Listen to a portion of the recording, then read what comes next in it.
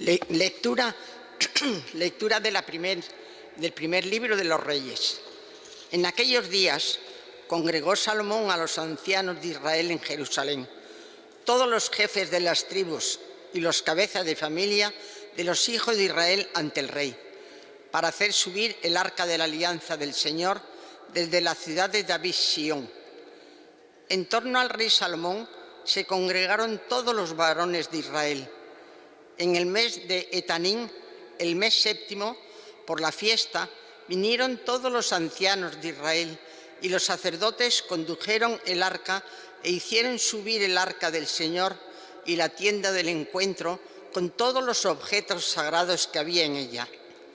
El rey Salomón y todo Israel, la comunidad de Israel reunida en torno a él ante el arca, sacrificaron ovejas y bueyes en número no calculable ni contable. Los sacerdotes acarrearon el arca de la alianza del Señor al santuario del templo, el santo de los santos, a su lugar propio bajo las alas de los querubines. Estos extendían sus alas sobre el lugar del arca, cubriendo el arca y sus varales. No había en el arca más que las 2 tablas de piedra que Moisés depositó allí en el Horeb, las tablas de la alianza que estableció el Señor con los hijos de Israel cuando salieron de la tierra de Egipto.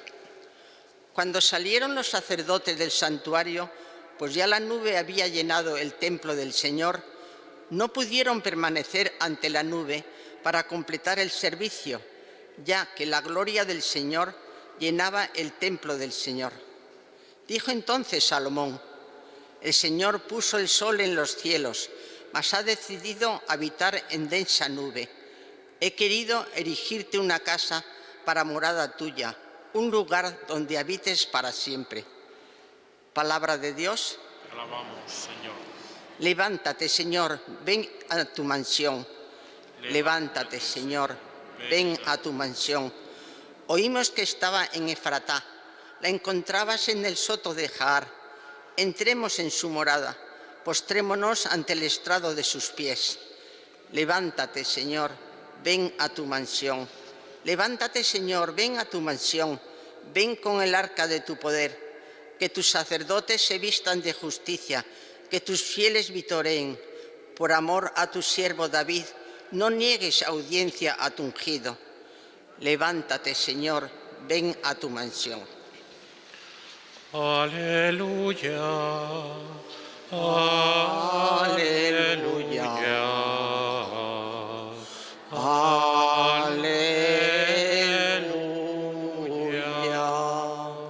Jesús proclamaba el evangelio del reino y curaba toda dolencia del pueblo. Aleluya. Aleluya. Aleluya.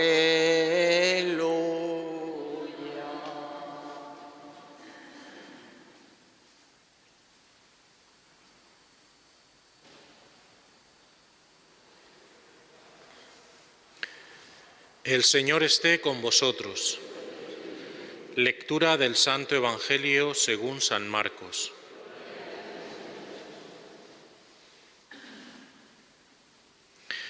En aquel tiempo, terminada la travesía, Jesús y sus discípulos llegaron a Genesaret y atracaron. Apenas desembarcados, lo reconocieron y se pusieron a recorrer toda la comarca. Cuando se enteraba la gente dónde estaba Jesús, le llevaban los enfermos en camillas. En los pueblos, ciudades o aldeas donde llegaba, colocaban a los enfermos en la plaza y le rogaban que les dejase tocar al menos la orla de su manto. Y los que lo tocaban se curaban.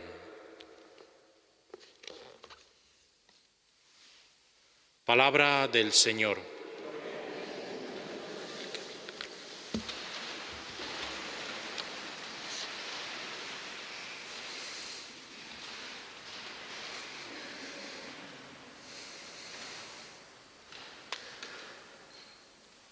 cómo debió ser la inauguración del Templo de Jerusalén. No sé si quizá para nuestros días, quizá como una inauguración de unos Juegos Olímpicos o algo así. Desde luego debió ser algo totalmente espectacular. El Libro de los Reyes lo trata de reflejar en su descripción, donde los sacrificios ya eran incontables, ¿no? Bueno, eso trata de dar esa medida de desmesura, de exceso que había tenido ese sueño del rey David, que por fin había cumplido su hijo el rey Salomón, de dar un templo, de dar una casa al Señor, donde el arca pudiera estar custodiado y donde dar culto a Dios. Bueno, este es un poco el resumen de esta primera lectura que hoy la liturgia nos ha propuesto. Un templo, ¿verdad?, que es algo fundamental y que era fundamental para el pueblo judío, aunque ese templo luego fue destruido por las tropas babilónicas de Nabucodonosor en su tiempo. Más tarde lo reconstruyeron otra vez el pueblo de Israel y en el año 70 ya de nuestra era fue arrasado por el emperador Tito, con lo cual siempre el pueblo de Israel ha tenido la añoranza del templo como un lugar de referencia fundamental del culto a Dios. A nosotros nos importa la relación del templo con Jesús, que es lo que luego en el Nuevo Testamento vamos viendo. Precisamente Jesús ha estado en el templo en algunas ocasiones. La semana pasada hemos celebrado la presentación del Señor, ¿verdad?, en el templo. Justamente ese primer momento de acercamiento, cuando Jesús es encontrado por sus padres en el templo a los 3 días, tiene diferentes relaciones con él. Lo más importante es esta dialéctica que Jesús establece con el templo para marcar esa diferencia fundamental. Lo primero que nos salta o que nos llama la atención es que si el templo es el lugar de la adoración para el pueblo de Israel, un lugar físico, en Jesús encontramos también esa llamada a que con él se inaugura esta nueva etapa donde podemos adorar a Dios en espíritu y en verdad. Necesitamos de los templos, necesitamos de los lugares sagrados, pero sobre todo necesitamos del contacto directo con el Señor, del contacto directo con Dios, donde adorarle en espíritu y verdad. En segundo lugar, más allá de un culto meramente externo, sabemos que Dios está escondido en el corazón de cada persona y Jesús también nos lo resalta en algunas ocasiones. Tiene un momento muy fuerte Jesús de tensión con el templo cuando levanta las mesas de los cambistas, denuncia la distorsión de la utilización del templo y justamente proclama que el templo es casa de oración. Esa es la clave fundamental, es el lugar del encuentro con Dios más allá de utilizaciones distorsionadas. Y finalmente, la magnificencia fría de un edificio de piedra. Frente a esta concepción, Jesús anuncia que Él es el verdadero templo. Jesús anuncia esa proclamación de su resurrección, de su pasión, de su Pascua. Yo destruiré este templo y a los 3 días lo restauraré, ¿no? El templo de su cuerpo, se refería al templo de su cuerpo. En Jesús encontramos el verdadero templo donde adorar a Dios. Esa es la clave que nos ofrece el Nuevo Testamento. Y de ahí podíamos saltar a la primera carta de Pedro, donde nos recuerda que cada uno de nosotros somos piedras vivas para edificar el templo de Dios. No somos piedras muertas, sino precisamente piedras vivas que con nuestra vida, nuestro testimonio y nuestra fe ayudamos a construir este templo de Dios en medio del mundo.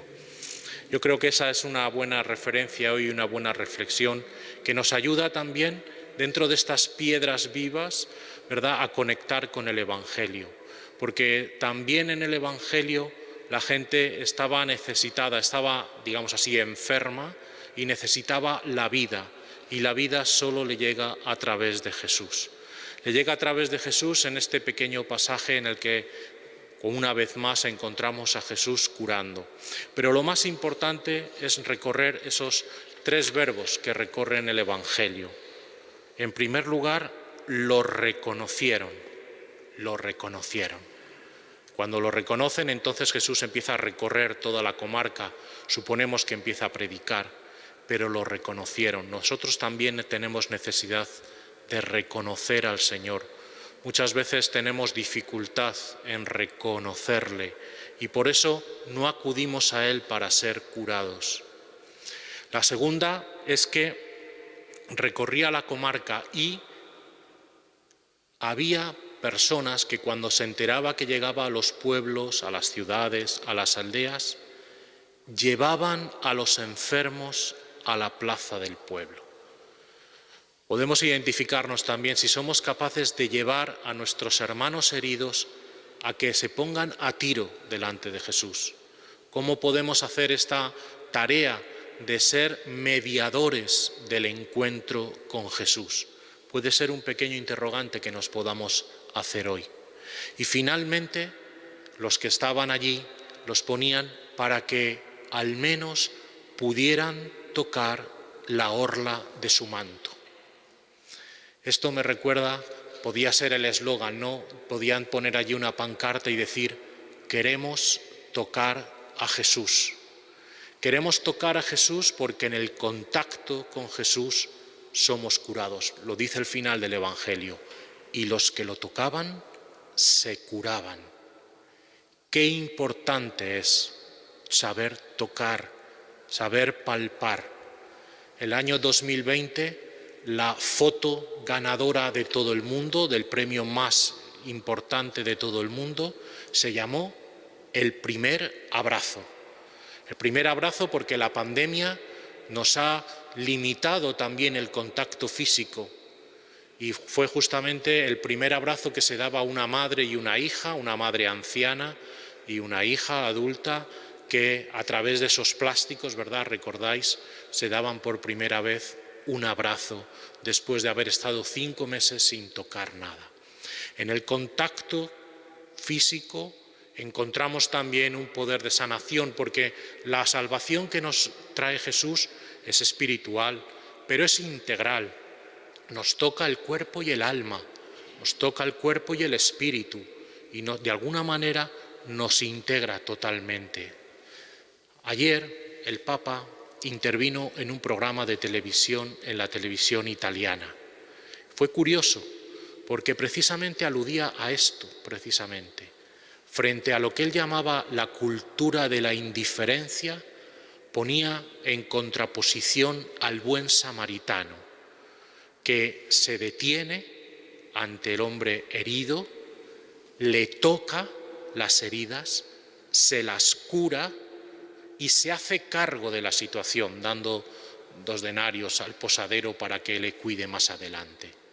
La cultura de ese contacto, de tocar. En otras ocasiones el Papa nos habla de ser capaces de tocar la carne de Cristo en las personas que sufren, en los pobres, como lo han hecho muchos sanitarios, tantos sanitarios que en medio de esta situación de pandemia también han sido capaces de tocar el dolor, el tocar el sufrimiento y acompañar a nuestros seres queridos hasta el final.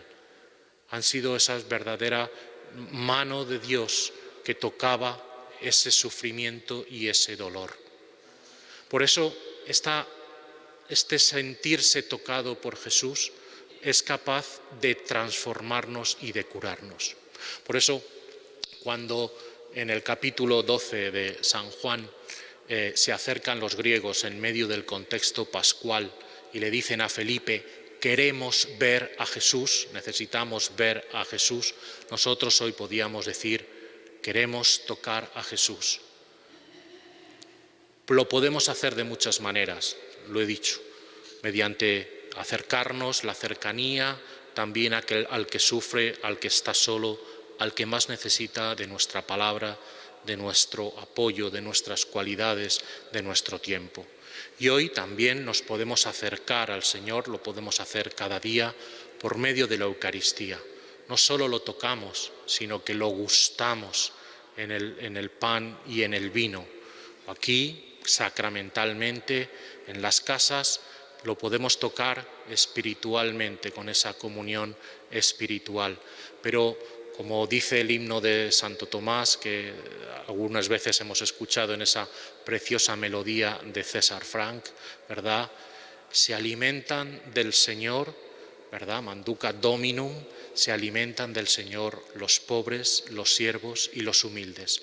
Lo podemos gustar, Él entra dentro de nosotros para que seamos curados. Ojalá que el Señor también se haga cercano a nuestras vidas, toque nuestros corazones y nos ayude a tocar a los demás para llevarles la persona y el mensaje de Jesús. Que así sea.